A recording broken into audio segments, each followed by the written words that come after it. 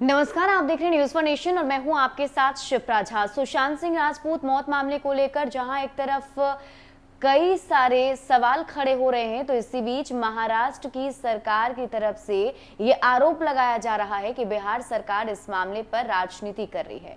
यही नहीं, शिवसेना के नेता संजय राउत ने डीजीपी गुप्तेश्वर पांडे पर कई सारे गंभीर आरोप लगाते हुए कहा कि वो बीजेपी के एजेंट हैं और उनके ऊपर पहले से ही कई सारे चार्जेस हैं। और इसी दरमियान उन्होंने उन्हें एक तरीके से कहिए तो गाली देने की भी कोशिश की, जिसके बाद से डीजीपी गुप्तेश्वर पांडे ने इसका जवाब काफी अनोखे अंदाज में दिया है।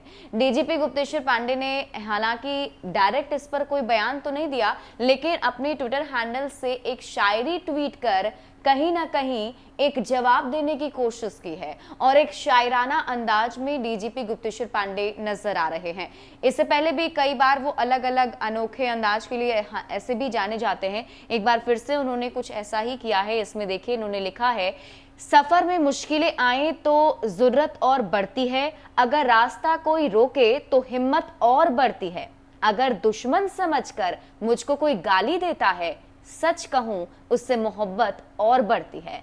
तो ये शायरी लिखकर एक तरीके से संजय राउत को उन्होंने जवाब देने की कोशिश की है कि आप मुझे गाली दीजिए, चाहे कुछ भी कहिए, मुझे इससे कोई फर्क नहीं पड़ता है। हालांकि इससे पहले भी डीजीपी गुप्तेश्वर पांडे ने इसको लेकर कहा था कि गाली देने से मुझे कोई फर्क नहीं पड़ता है, हमें बस इतना चाहिए कि सुशांत सिंह राजपूत को हम इंसाफ दिलाना चाहते हैं और वो इंसाफ उन्हें मिलकर रहेगा। बिहार पुलिस हर वो कोशिश करेगी जिससे सच को सामने लाया जा सके।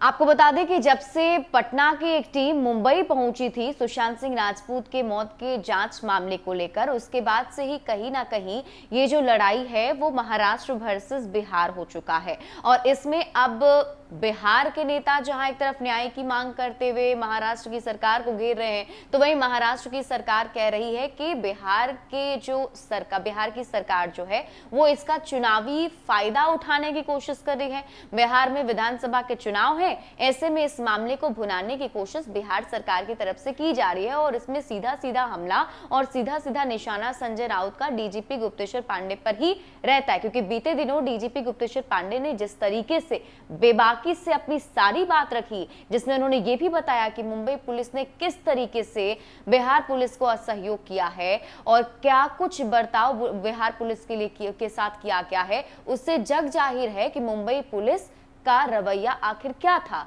और मुंबई पुलिस आखिर क्या चाहती है। इसी बीच आपको यह भी बता दें कि अभी भी इस केस में पेंच जो है वो फंसा हुआ है। जहां एक तरफ सीबीआई को ट्रांसफर करने के लिए केंद्र सरकार ने अनुमति दे दी है, लेकिन वहीं अभी भी महाराष्ट्र की सरकार की तरफ से ये सफाई दी जा रही है और कहीं ना कहीं मुंबई पुलिस इस बात की वकालत करती हुई नजर आ रही है कि अभी भी सीबीआई को केस ट्रांसफर नहीं करना चाहिए। साथ ही साथ मुंबई पुलिस ने सुप्रीम कोर्ट को एक जवाब भी सौंपा है और उस जवाब में यह कहा गया है कि मुंबई पुलिस सही दिशा निर्देश के अकॉर्डिंग काम कर रही है और जांच जो है बिल्कुल सही दिशा में जा रहा है, इसलिए सीबीआई को यह केस नहीं देना चाहिए। ये सुप्रीम कोर्ट से अपील की गई है। तो आखिर इस मामले पे सीबीआई जांच से बच क्यों रही है महाराष्ट्र की सरकार, ये सबसे बड़ा सवाल है। दूसरा बड़ा सवाल ये भी कि रिया चक्रवर्ती पर जब आरोप लगे हैं तो पूरी की पूरी महाराष्ट्र सरकार इसमें क्यों इन्वॉल्व हो गई है।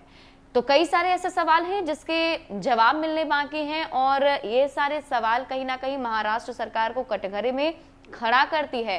हालांकि अभी दोनों ही सरकारों के बीच बयानबाजी जारी है। ज्यादा अपडेट के लिए आप जुड़े रहिए न्यूज फॉर नेशन के साथ। नमस्कार।